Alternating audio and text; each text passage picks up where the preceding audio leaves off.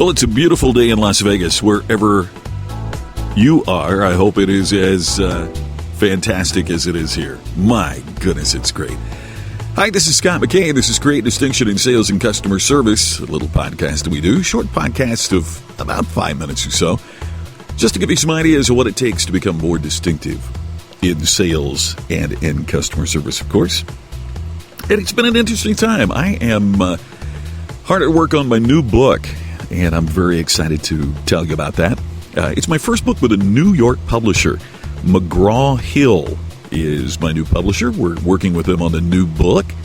Currently, believe it or not, it is untitled. We've been swapping around some titles, and so one of the things I'm going to try to do to some degree is to crowdsource the titles. So I'd love for you to stay in touch by watching my blog, the Facebook page. If you haven't liked that already, it would be great if you would do that. Like our Facebook page if you would.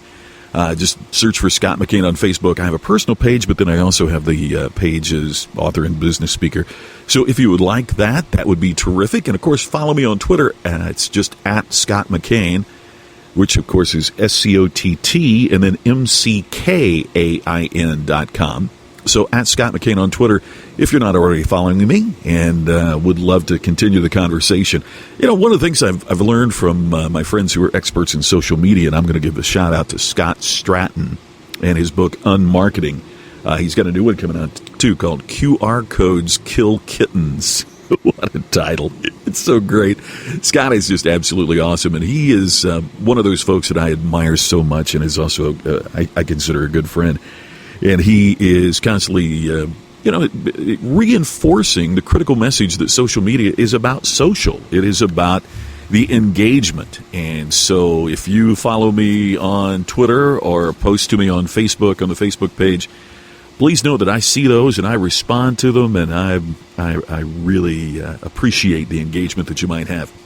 One of the things is when we talk about creating a personalized sales experience, or we talk about creating the ultimate customer experience, one of the things that becomes pretty obvious over a period of time is that it depends upon the customer, doesn't it? I mean, in terms of what you decide is an ultimate experience for you, whether it's in sales or customer service, that might be very different from what I would consider to be the ultimate experience in sales or customer service.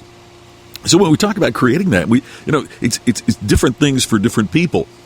Dr. Charles Jarvis was a professional speaker back in the 70s, early 80s that I had such respect for. He was hilarious. He was just an amazing performer. Had been a dentist in San Marcos, Texas for many years, and then had so many requests to speak that he moved into the speaking business.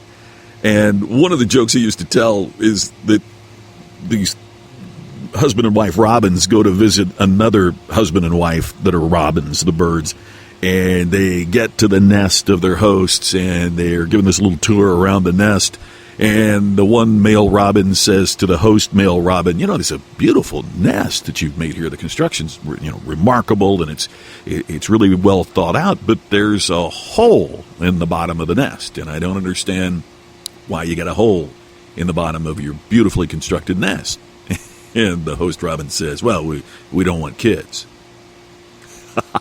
I love that joke. Well, part of the thing that we begin to understand is it's different things for different people. So what is it all about? What is that? How do you deliver that experience? And one of the things that occurred to me is that what you have to do is to be a great observer.